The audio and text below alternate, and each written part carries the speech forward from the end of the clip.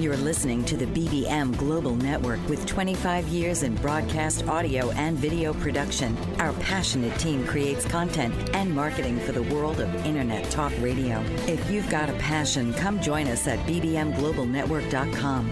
The BBM Global Network. Your voice is now heard.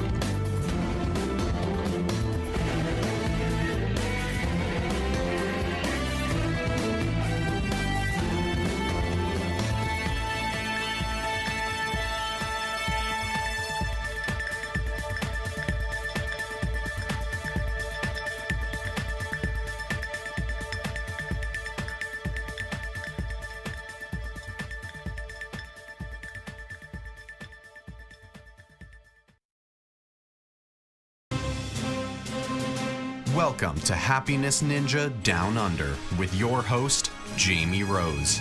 Jamie will educate and empower people, organizations, and communities to help us all make better health and well-being choices. She will also engage you with expert influencers from around the world. So now, please welcome the host of Happiness Ninja Down Under, Jamie Rose.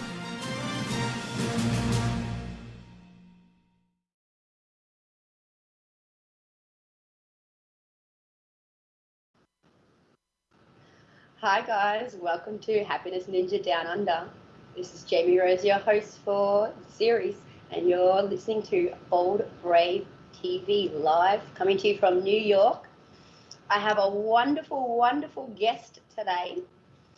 So, well, everybody would have known his work, but few people might actually know the man and the name behind his work. So I'd love to introduce everybody to a very, very special man. His name is Lewis Henry Mitchell, and he is the creative director of Sesame Workshop, which that is the Sesame Street, the show. Welcome, Lewis. Thank you so much for joining me. Thanks for having me, Jamie. I'm very excited about this. Me too. So we connected through Eddie Luisi, didn't we? He's the stage director of Good Morning America. And that I got introduced to him through the Future Now Media Conference, which was an amazing conference which opens up so many doors in the industry. And he was kind enough he knew what I was doing, and he introduced us, didn't he? Quite a few months ago, actually. I think it was longer than 6 months ago. Yeah, definitely longer than 6 months. Yeah, but, maybe even 9 months. But you feel like a lifelong friend. That's how we connected. We did connect very, very quickly, and I love those connections. It warms my heart and makes me feel much more grounded in the world. Same here, trust me. Yeah, Eddie's great. Oh, he's amazing. He will be on the show too, as you know. We're still sorting out the time though. I know at one stage we were going to have him on with you, but we decided to do it separately. And I think that was a much better option. But so I just wanted to let everybody know about you and your work, and you're doing some amazing things that we'll touch on soon. But I just want to give a shout out to the Future Now Media Conference, and I'm sure you do too, not only for connecting us, but they do a lot of work behind the scenes and bringing people together for the future in this industry. And I believe you joined briefly this year too, didn't you? Yes, I did. I was in the speed mentoring program, which was phenomenal. I am really proud of Peggy Kim. She's the CEO of that whole operation, and she's doing an astounding job. You know, I follow along with her and I watch what she's been doing. I've done interviews with her. I was a keynote speaker at one of her events, so I've gotten to see this nearly at the very beginning, and she has grown it into this absolute resource of beauty. So I'm so proud of her. Yeah, I agree. I mean, I wouldn't have gotten this show if it wasn't for that opportunity as well. It was my portfolio. I don't even know how it happened, but it was on her desk and it landed on someone's desk. So I'm very, very grateful for the Future Now conference. And I look forward to it growing and growing, bigger and bigger, as I'm sure you do as well. Absolutely. Some people might be wondering why I've actually got you on the show today, because the show is all about health and happiness and wellness. And I mean, the Sesame Street TV show is all about educating children. So some people might not link that together.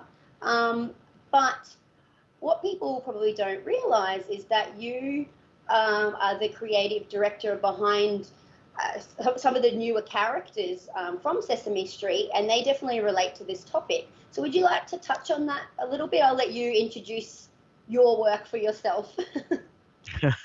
I have to be honest, it never feels like work. I've been with the company, it'll be 30 years next year.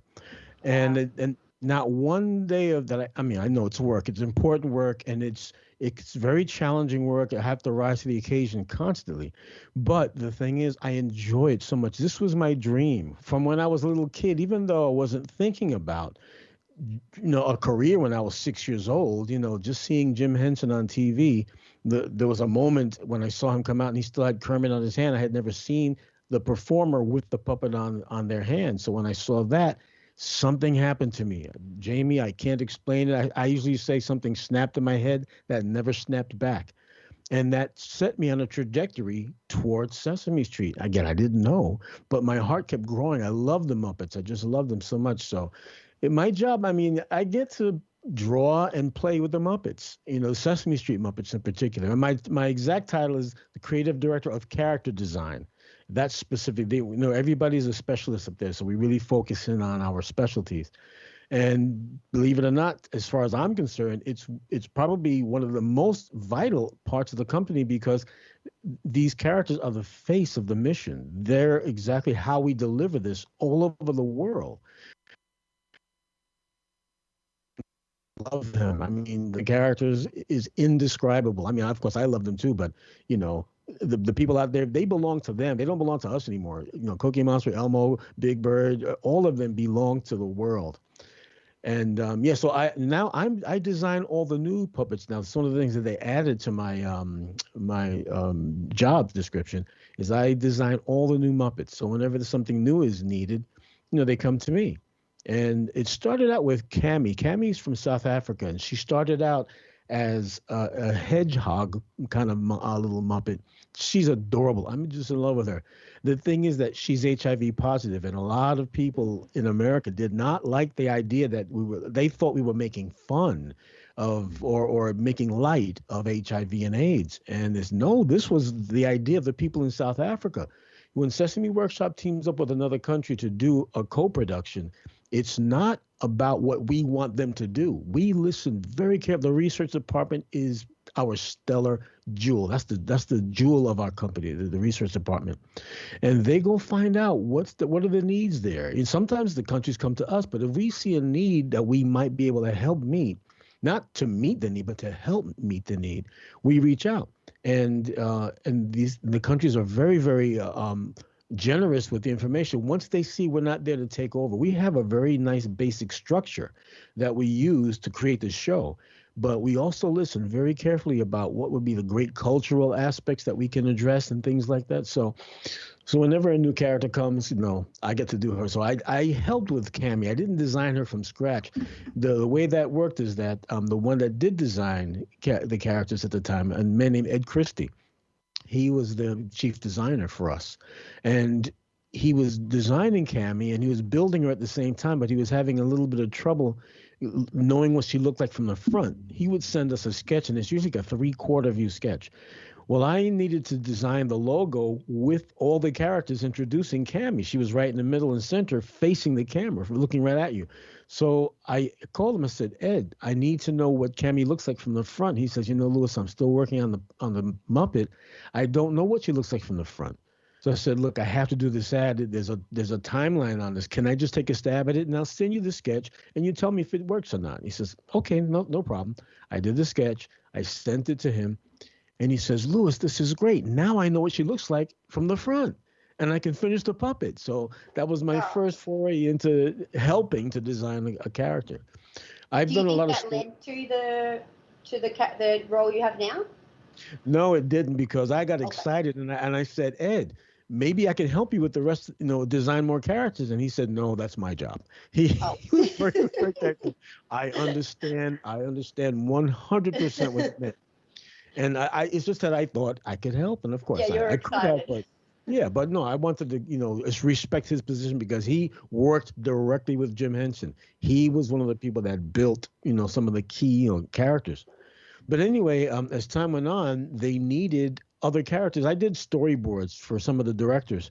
And what I would do is I would take, like, if they needed a camper or they needed a police officer, I would draw one of the Anything Muppets. And the Anything Muppets are kind of like Mr. Potato Head. They're blanks, but they all have mouths. And you can put any eyes, any nose, any, wigs, any mustache, glasses. You can do anything you need to the Anything Muppets. So I knew them all. There was only a certain amount that they have. And I know them all very well. So I would draw them in my storyboards and use the accurate look of the Anything Muppets, putting in the eyes and the different features that I know they have. And even if I added something different, the Jim Henson Company can make anything. I'm convinced. But they always followed suit. They saw the storyboard, and then they would build the Anything Muppet based on what I drew in the storyboard. And that was gratifying. But that's not really designing a new character. That's like kind of just supporting what they've already been doing. One day they came to me and they said, Louis, we've been working on an autism initiative for a long time. Now, I'm not sure if you want to talk about this right now, but I can just tell you that they came to me to design Julia, our autistic Muppet. And I didn't know Sesame Workshop was doing that. And I had volunteered at a school with children on the spectrum on Staten Island. And because a friend of mine, a woman named Rachel London Carter, she actually saw it in me that I could be helpful to these kids. And I was a little nervous at first, but she said, all you have to do is love them. So I love kids. I can do that. So I went and I did that, got connected with them. Then later on, there's more to the story of that. But the thing is, Sesame didn't know that I was volunteering. I didn't know Sesame Workshop was actually doing that initiative. They had been working on it for 10 years. So they came to me and I said, now I know why I was doing that work with the kids in the schools, in their homes, on outings. I was immersed deeply with these people, and I just fell in love with the families, and I learned so much just because out of the love. When you learn something about people like that, you can bring so much more to the table. And again, it was serendipitous. It was supposed to happen. I 100% agree. We have to cut to the break in a moment, but I want to dive deeper into your story because you were a little kid when you were drawn to Sesame Street, and basically, I believe it was your calling to work there, and you were drawn there by God. That's my belief from our conversations, 100%. But we'll cut to the break, and we will come back and get stuck into your story in a moment. Right. Author, radio show host, and coach John M. Hawkins reveals strategies to help gain perspective, build confidence, find clarity, achieve goals. John M. Hawkins' new book, Coached to Greatness, Unlock Your Full Potential with Limitless Growth, published by iUniverse.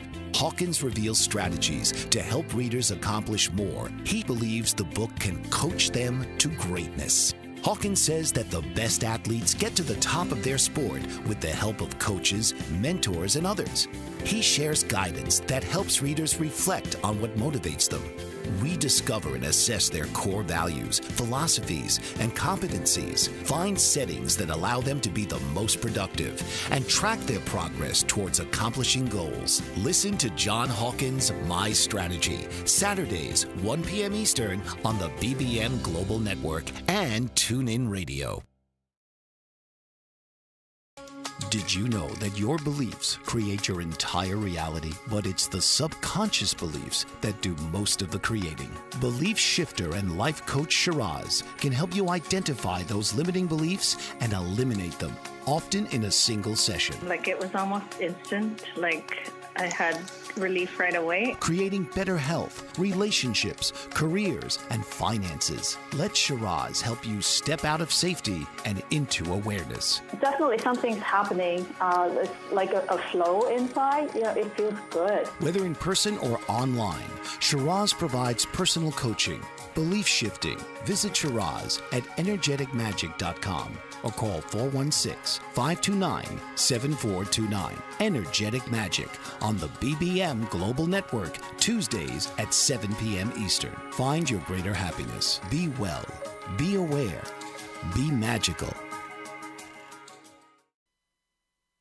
Welcome back to Happiness Ninja Down Under. I'm Jamie Rose, and you are on the Bold Brave Media Network. And we have Lewis Henry Mitchell, the creative director for character design for Sesame Street, or Sesame Workshop is the official company name. Welcome back, Lewis. Thank you so much.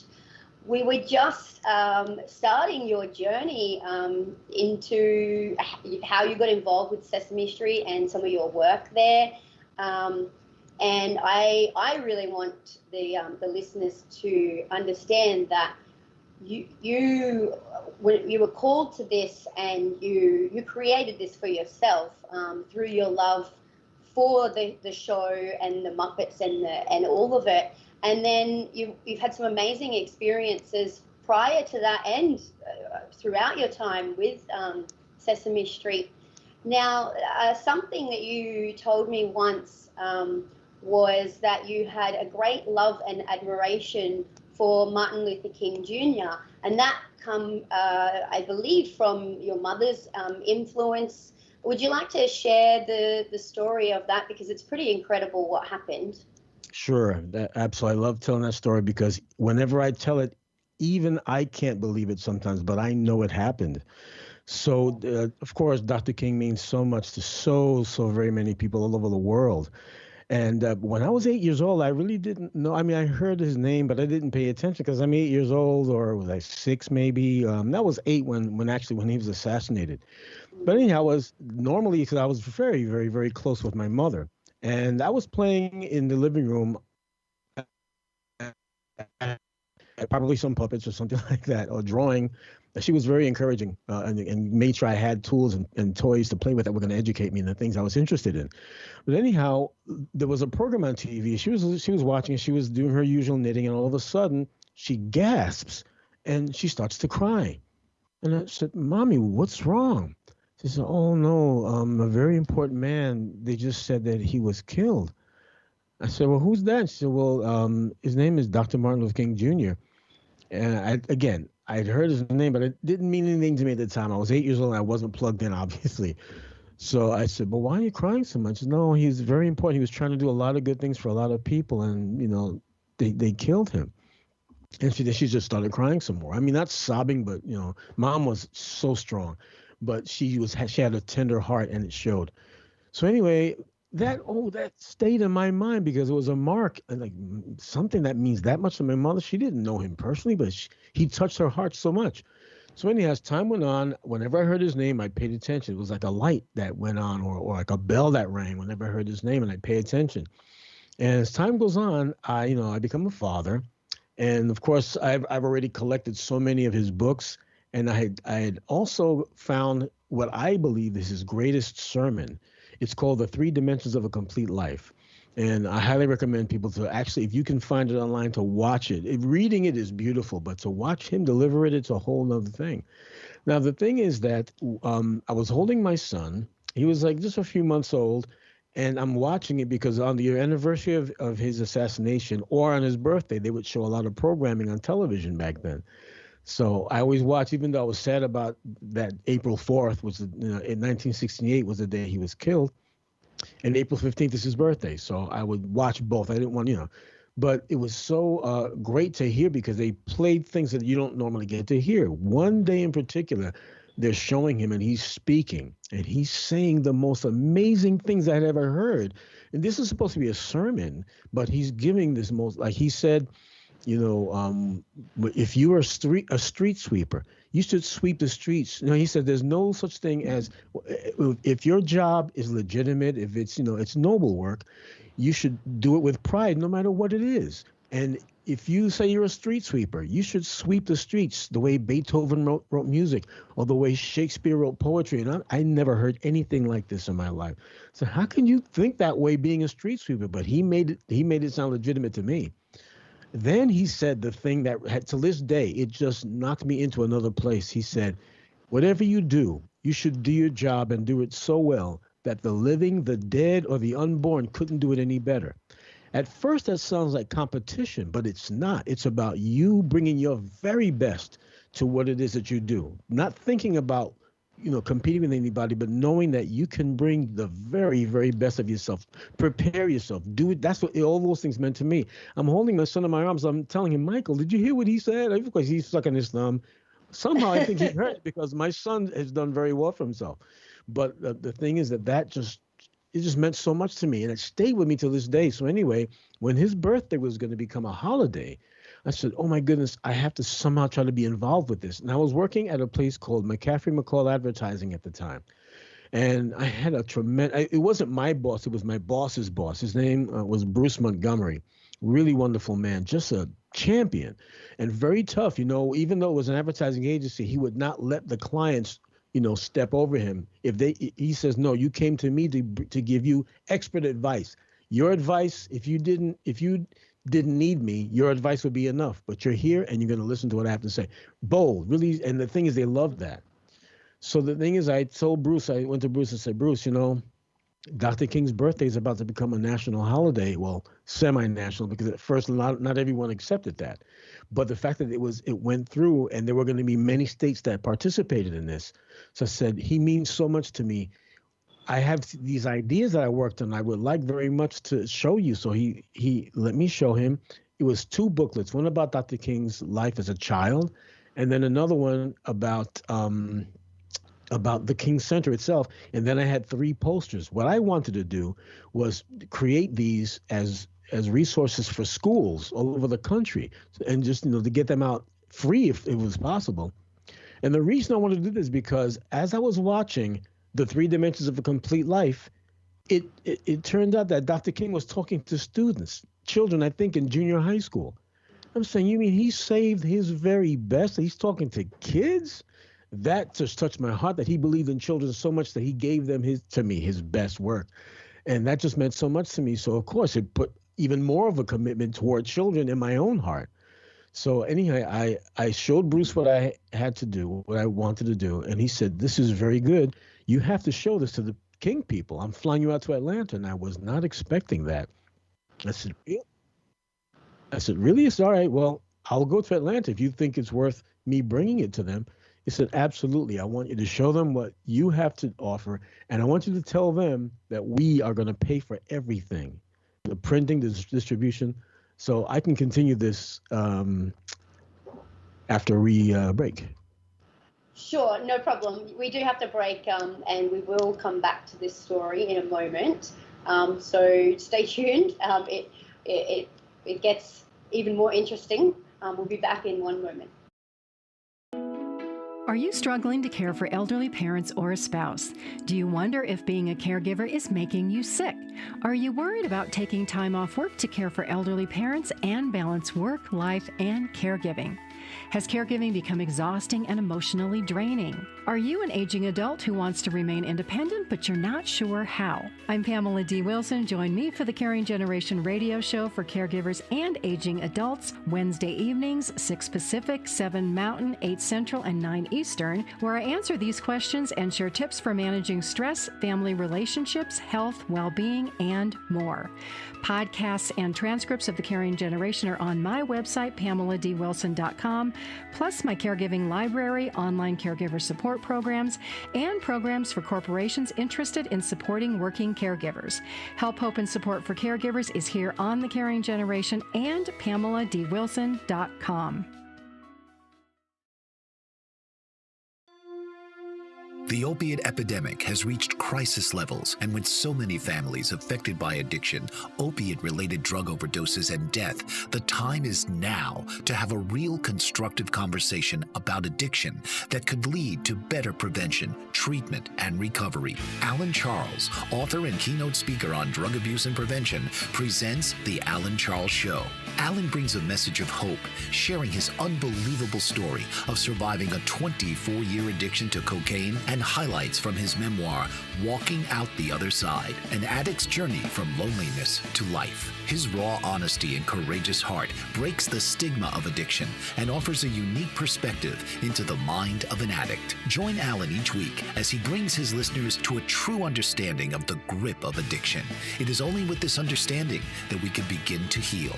The Alan Charles Show, Thursdays at 9 p.m. Eastern on the BBM Global Network.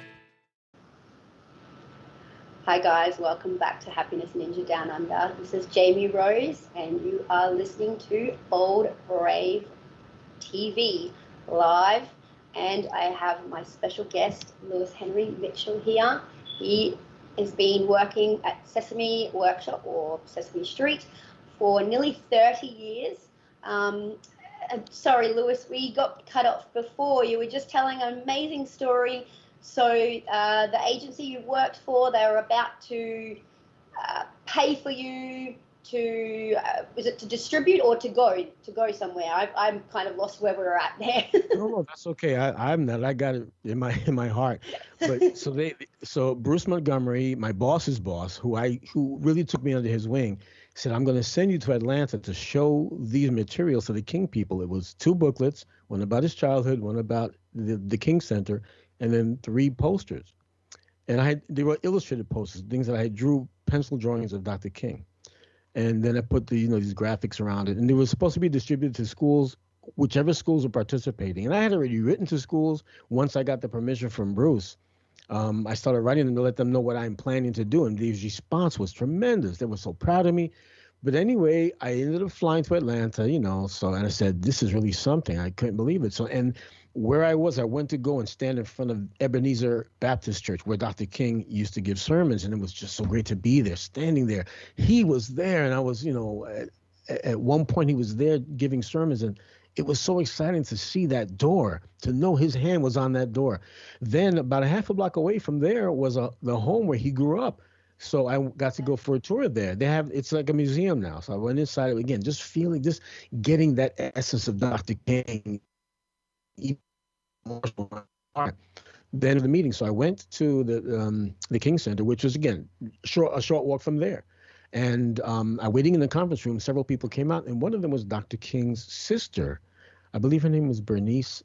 But anyway, just to meet his sister, I was, oh my goodness, I get the bloodline of Dr. King. So she was very gracious, very, very nice. Her husband came too, and they said, well, what is it that you want to show us? And I said, well, I laid everything out, and I said, explain what it was. And I didn't say much more about the distribution. I just told them what it was, what the idea was, to celebrate Dr. King's birthday with schools all over the country, because he gave his best sermon his best sermon at a school for children. And they said, this is really interesting, really inspiring. Oh, Coretta has to see this. And I said, oh, yes, no, sure. You can take all the materials and show her. Oh, no, you have to show her. Now, that sounds like wonderful, and it is wonderful. But at the time, I was not prepared, because meeting Coretta Scott King would be just like meeting Dr. Martin Luther King Jr. himself in my heart. So I said, this isn't really going to happen. I know they're probably going to move me to a room and lay everything out. They're going to have to leave.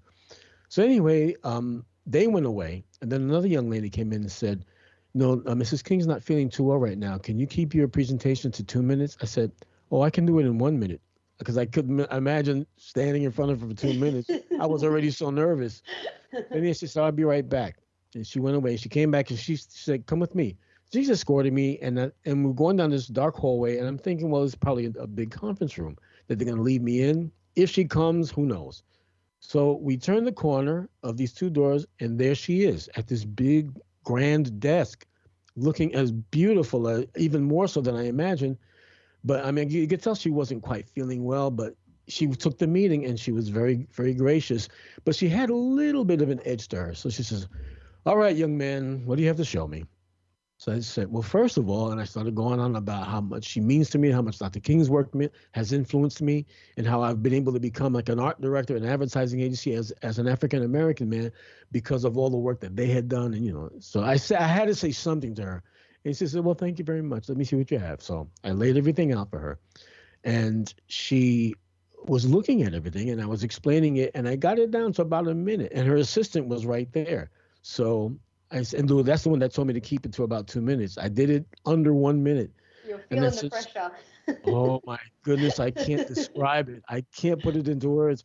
But anyway, I said, so please review the materials, and if you're interested, just let us know, and we'll pick it up from there. And I was getting up. I said, no, young man, you sit right down. I want to know more about this, because this is very interesting.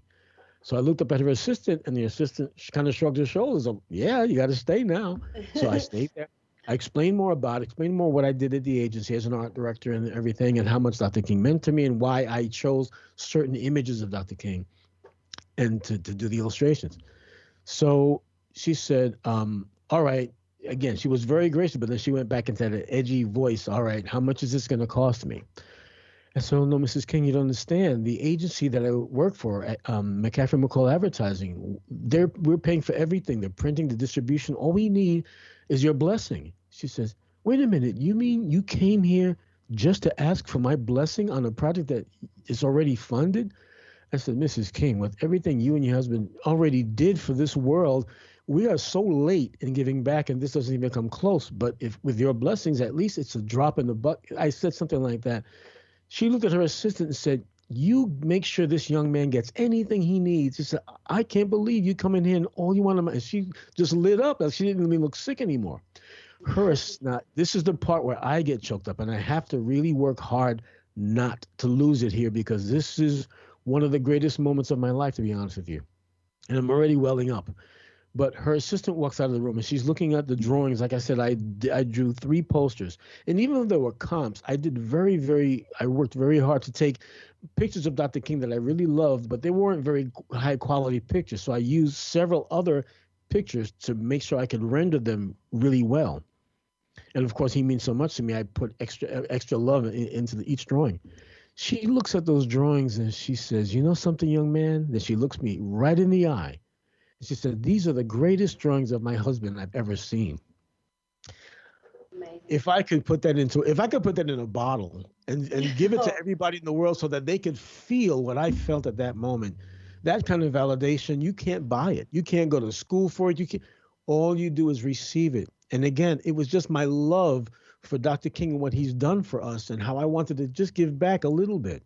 And now the thing is, the project, it didn't go forward because there were some people that just didn't. She called someone else in and said, this young man is, I want him to have anything he needs. This is an incredible project. He's not even asking me for any money. All he wants is my blessing. She went on and on about that.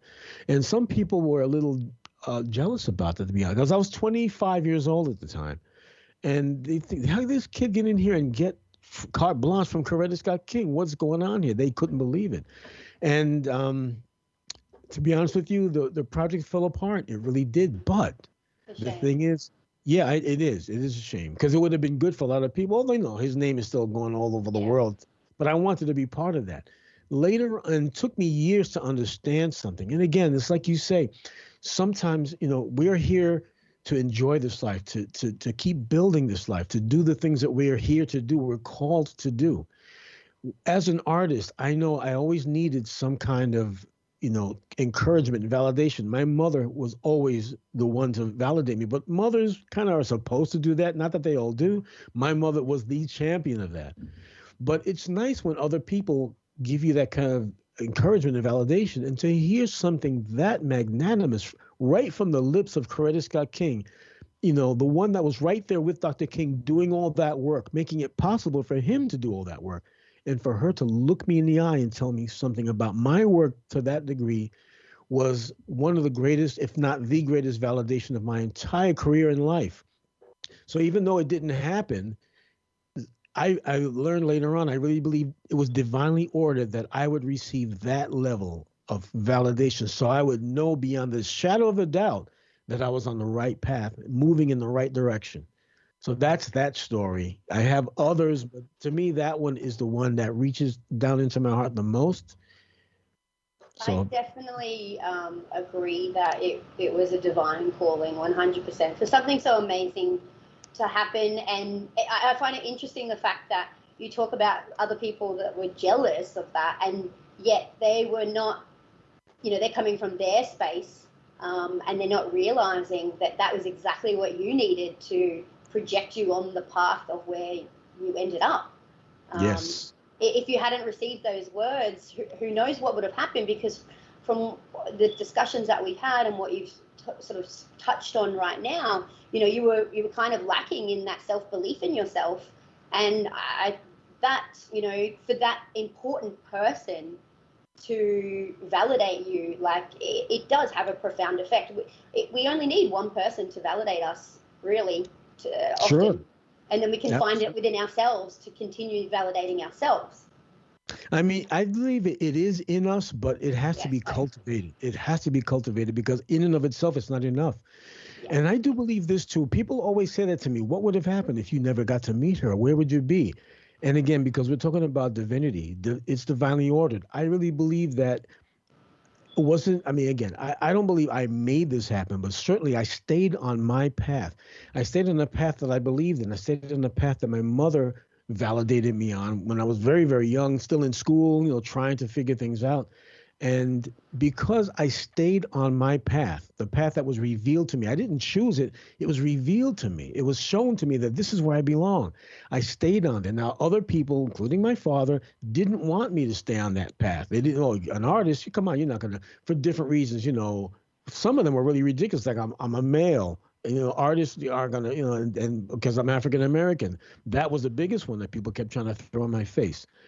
And thank goodness my mother was right there, because there was so much noise back then about that if I didn't have my mother to carry me into adulthood with this validation, then I wouldn't have, I don't know if I would have made it. But again, like I said, that divinely ordered support is there for anybody who's willing to stay on their path.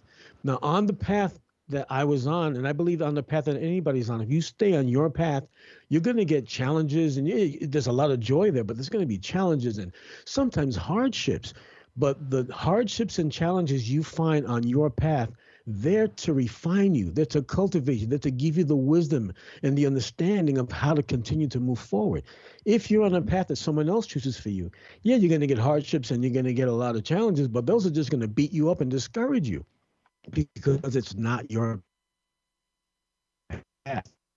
No one on this planet is capable of telling you what your path is. You know what it is. Now, there are going to be people, I call them my tribe, the people that stayed with me. My 8th grade art teacher, Mrs. Charlotte Landau, she was one of my people in my tribe. I wasn't thinking that way back then, but now I know. I had a tribe of people that carried me all the way through, kept giving me just enough validation to make sure I stayed on track. And again, I didn't know that I wanted to be part of Jim Henson's world, specifically on Sesame Street. I did not know I was going to rise to the top level of what is possible at character design at Sesame Street. I wasn't even reaching for that. I just wanted to get in.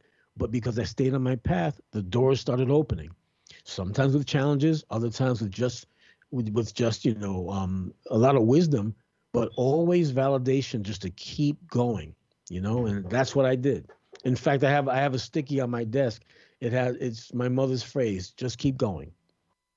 I wonder if Dr. King wasn't such an influential person for your mother, which then passed on to you, I wonder if you would have had that, like, it sounds like by listening to him, that gave you more inner confidence as well.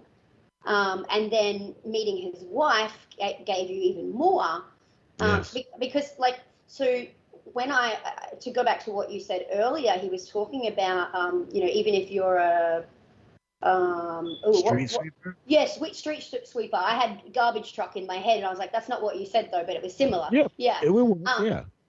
So one of the principles of positive psychology, which is the science of happiness, which is like, the foundation of this show, is finding meaning in everything that you do, no matter how small it is. And so that really resonates with me. I watched a story of a gentleman who was a janitor in an elementary school in America. This was years ago, back when I lived in Australia. And this helped bring me on the path to positive psychology and changing my life. And he was the janitor in this school, and he put so much love and pride into his work because he intrinsically believed in the same principles that Dr. King was, shouting out to people, trying to get people to wake up and realize.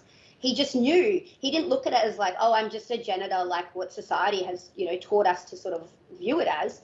He was like, well, sanitation is hugely important to children's growth and nurturing and education. So why would I take that job lightly? Like, just because society takes it as a joke and like doesn't honor it and give, him a very good wage for it, it doesn't mean that he had to adopt that mindset. And like, that to me is so powerful. Like he to have the skill to be able to turn that around and to look at that a complete 180 in a different perspective, that is so powerful. And when we know our why, our what comes so much easier. It goes back to what you just touched on as well. Like we have to have a belief in it in ourselves to get through the trials and tribulations. Otherwise, we're just going to bail and give up. Because like when times get hard, if it doesn't mean anything to you, you just go, stuff it. What's the point? But if it means something to you and you know your why and you're connected to it on a higher level or a deeper level, then when those trials come out, it's like, okay, you can have it, you just look at it as a test and you look at it as, okay, this is a temporary thing. Yep, this is hard, but breathe, let's do it. And it helps you to gather the strength to carry on and push through the trials and tribulations. So Absolutely. It's something that I learned. No, it's something that I learned and I share whenever I'm on a panel. You know, the funny thing about whenever I'm on a panel, I never ask, but I always end up being the last panelist. And it's always interesting because all the other panelists start quoting me. But I'll get into that another time. But I did want to say one thing. I discovered pretty early on, that because I didn't have a lot of confidence. My mother had to keep on encouraging me, and of all the things that happened, even with Coretta Scott King saying that I was 25 years old, I still needed to be encouraged throughout the rest of my career. That I couldn't live on that one, as big and beautiful as it was. But I learned that you can't confidence is not like a switch. You can't turn it on. Sometimes people say, no, you've got to be confident. You got to be confident.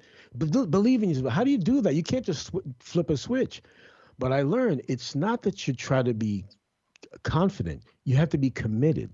Committed means if you stay with it, even when it's not looking so great, no, keep going. Learn from what people call mistakes. It's all practice. It's not a mistake. You're still learning. Everybody's a work in progress for our entire lives. So we can't look at ourselves as flawed. We have to realize, no, we're just, every time something shows up, that's an opportunity to grow.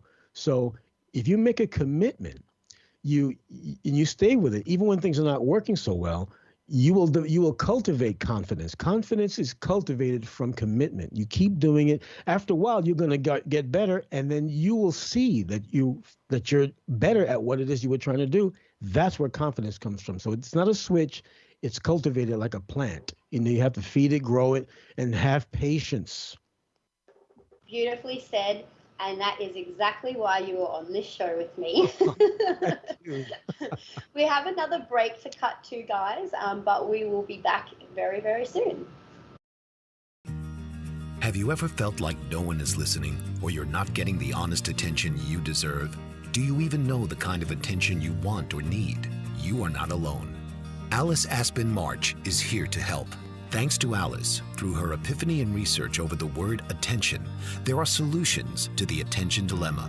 Worldwide audiences have been enthralled and engaged for over 40 years with her visionary and pioneering observations. The kind of attention we get and give is vital to improving our lives and society.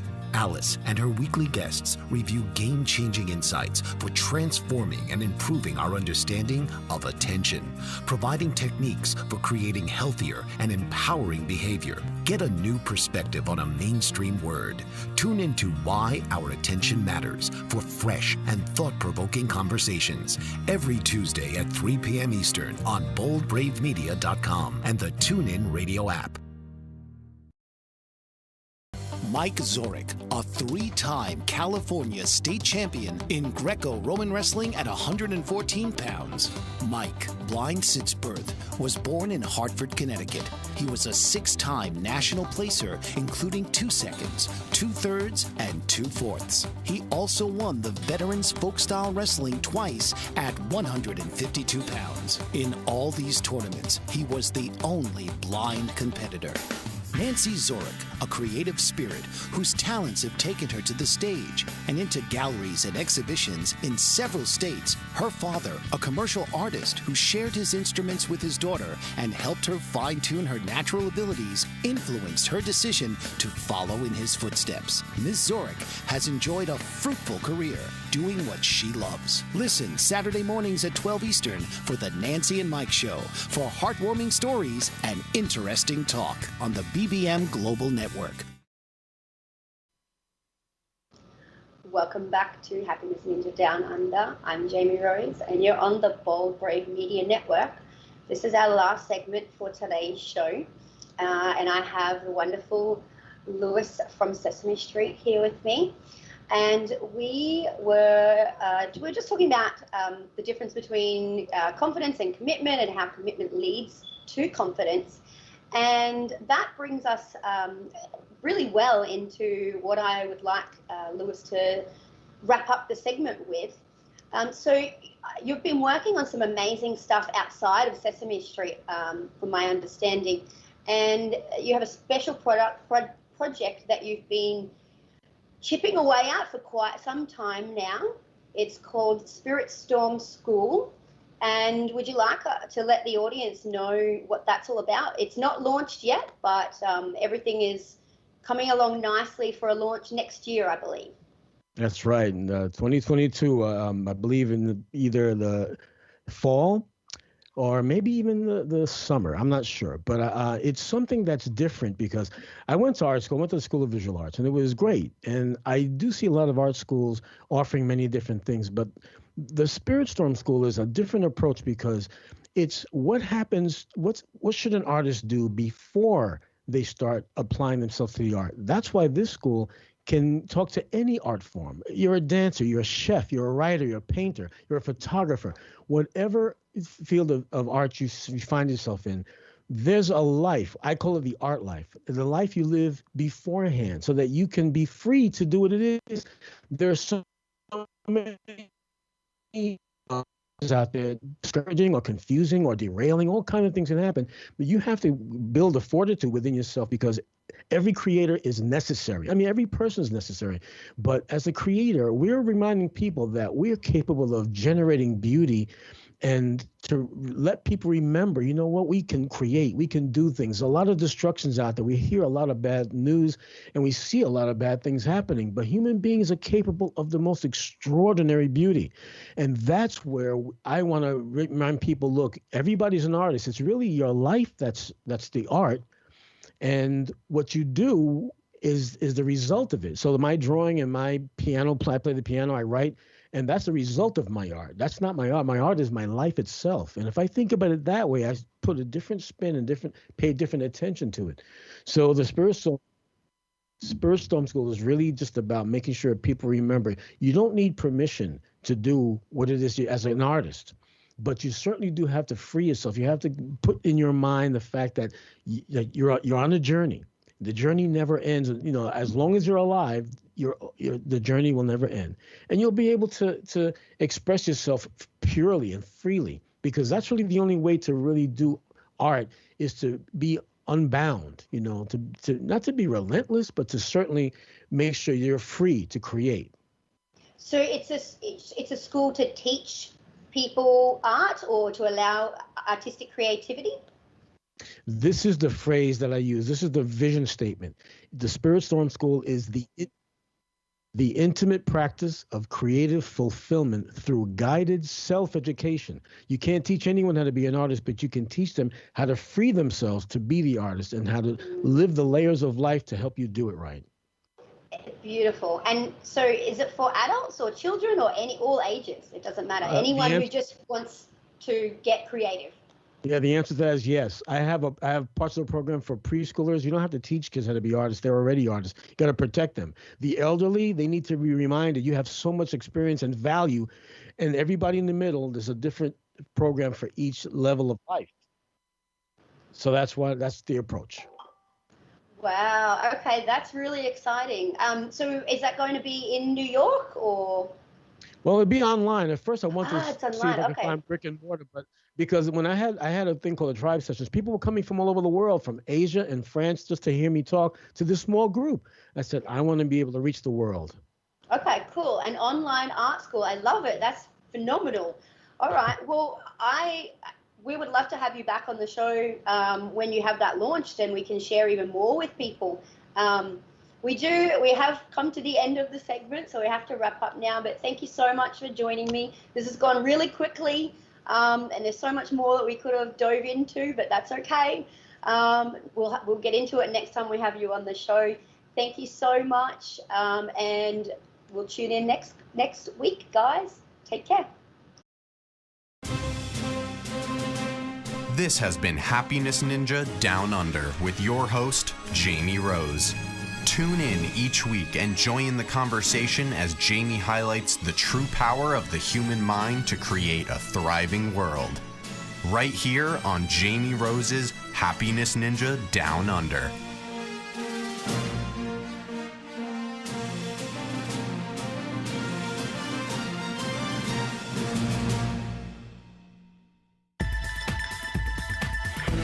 You've been listening to the BBM Global Network. The ideas, views, and opinions of this broadcast are those of the participants of the program and are not necessarily the ideas, views, and opinions of the BBM Global Network Company.